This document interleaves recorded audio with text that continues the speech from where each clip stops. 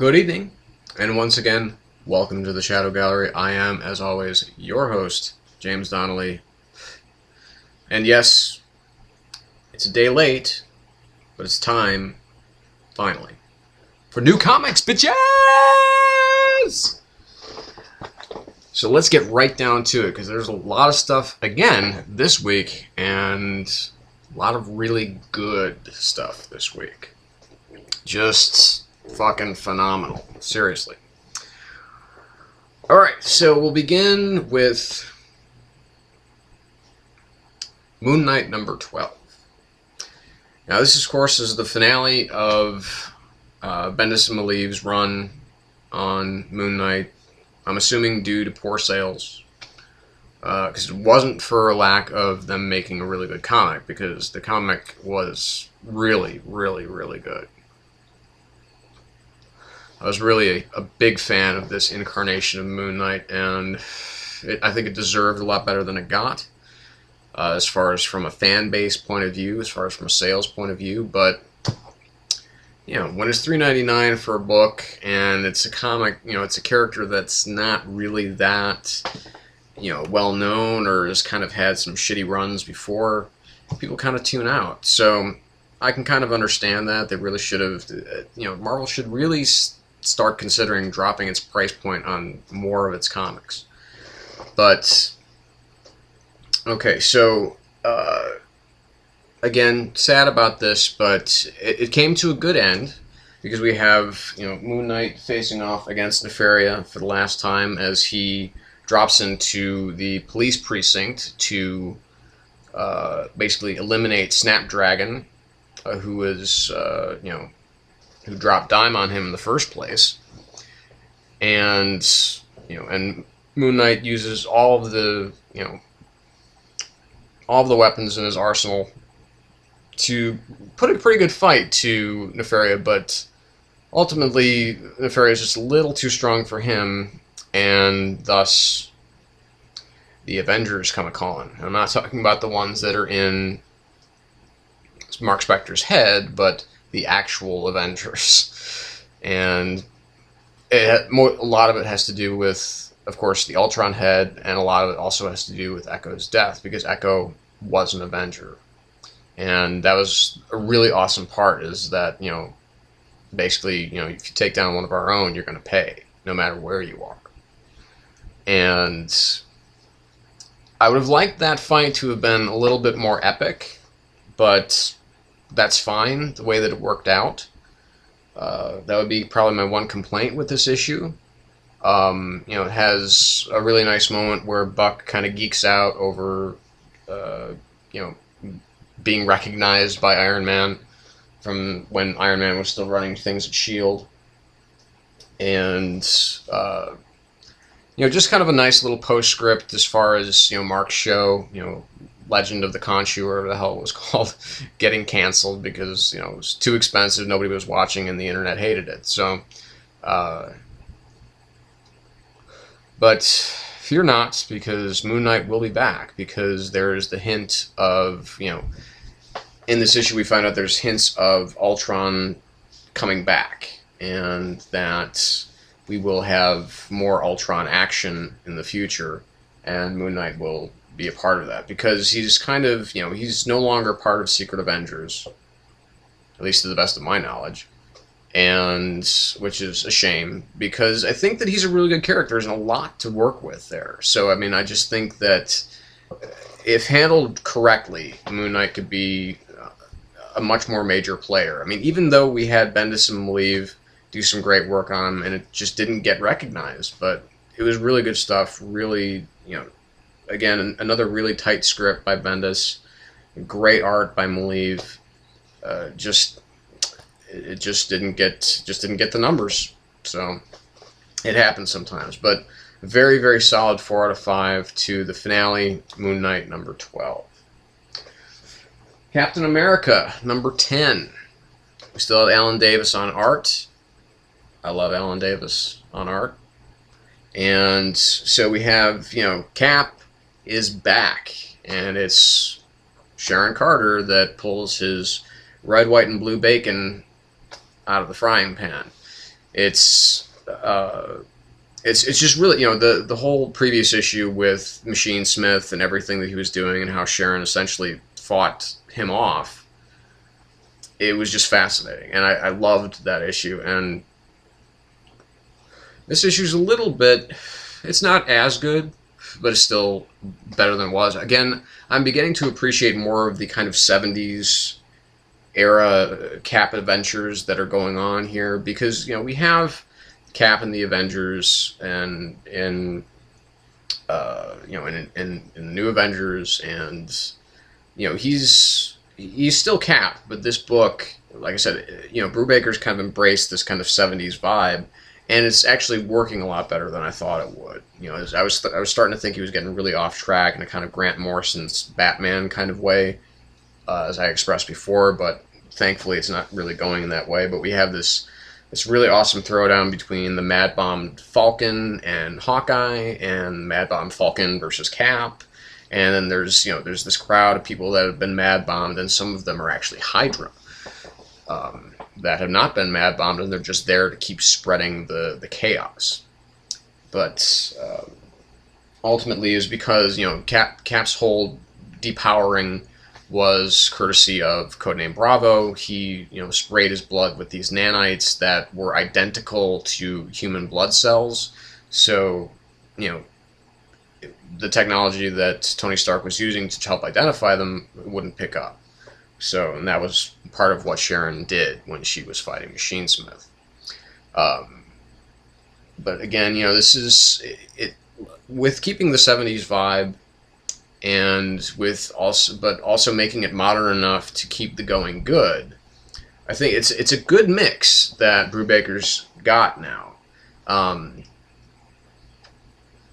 It's not as powerful, not as exciting as what he was doing, what Brubaker was doing with Cap prior to the breaking off of the two titles, Captain America and Bucky and Captain America. And now we don't even have Captain America and Bucky anymore. Now we've got Captain America and Hawkeye, which I didn't even pick up, because frankly I'm just not interested. Cullen Bunn, fine, but I'm just not interested in those two really teaming up. And I guess it's more because I have a whole lot of faith in Cullen Bunn.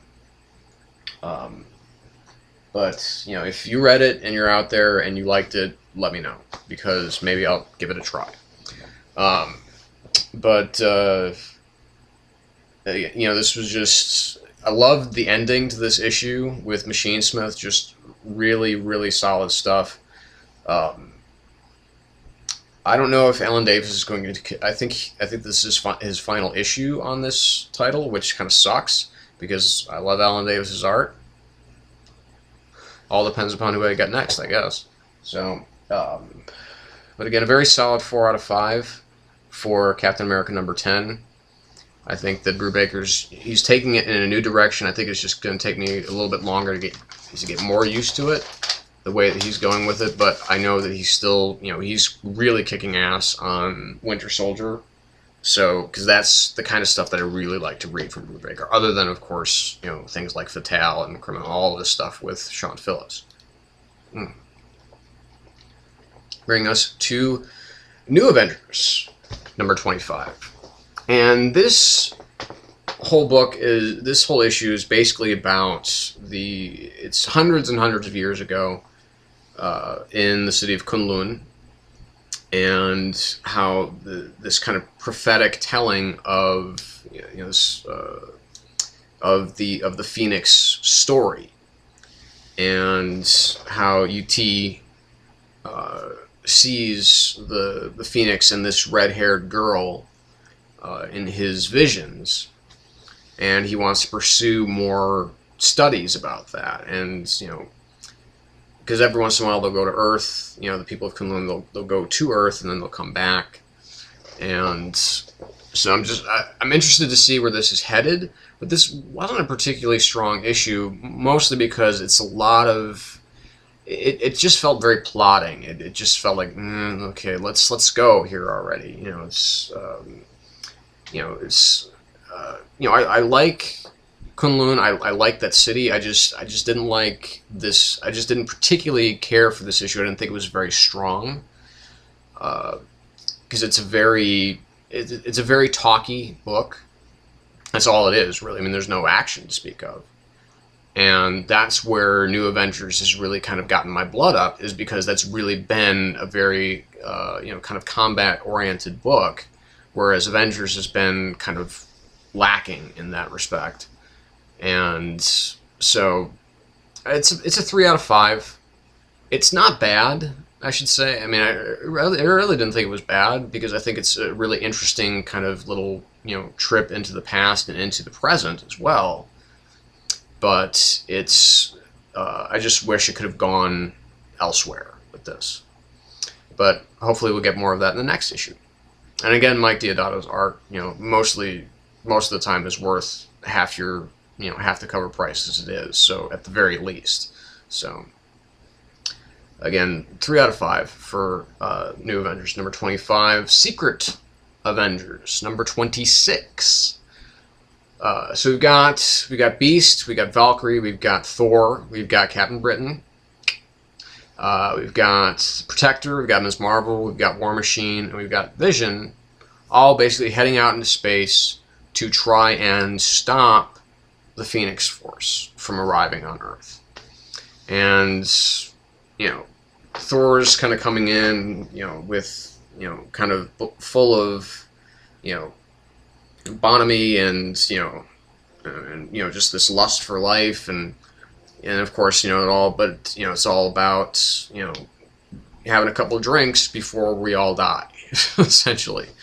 And so that's a nice moment there. And then of course they go out to meet the Phoenix Force with something that Hank has developed called the Phoenix Cage, which is kind of an interesting little MacGuffin there. Of course that doesn't work. Who would have thunk? It's a cosmic force that destroys planets at will. And the Phoenix Force seems to be headed towards Hala, which is the homeworld of the Kree. And the Kree, well, they decide that it's time to bring out their big gun. And who is their big gun historically? Well, it's not Novar, because Novar actually isn't from this reality of the Kree. He's from an alternate reality. So, and it's not Ms. Marvel, because she only has Kree abilities, but she's not true Kree. So, I don't know, what other Kree is really important to the Avengers and to Marvel continuity? I guess it would have to be cling, cling, the negaband wearing Captain Marvel, the original Marvel. I'm really psyched to see where this is going, because that final page, if you saw, I mean, it's on. Shit's gonna start going here. I mean, this is it's a really interesting direction that Remender is heading in, and we've got Bernardo Guedes, I think that's his name, doing art here. His art styles, again, the art styles seem to really change up in this book a lot, and this I like Guedes' art style. I don't know if it's really appropriate for this type of title. I would have liked somebody who can draw maybe a little bit more cartoony for this type of event, I guess, because this is a very cartoony event. The whole Avengers versus X-Men bullshit, this is all, it's a big comic book event. I don't really want a whole lot of realism infused in here, because, I mean, it's just, let's be realistic about this. It's not a very realistic idea that these two would be at such odds all the time. Or not all the time, but right now, with the Phoenix Force closing in. But Remender, like I said, he's gone in a really interesting direction. Very solid 4 out of 5 for Secret Avengers number 26. I was a little bit freaked out when Remender was going to take over, because Warren Ellis had just done such a great job. But I'm liking where this is going, so let's keep hoping. So we're going to take a break, and we'll be right back with more comics. So stay tuned.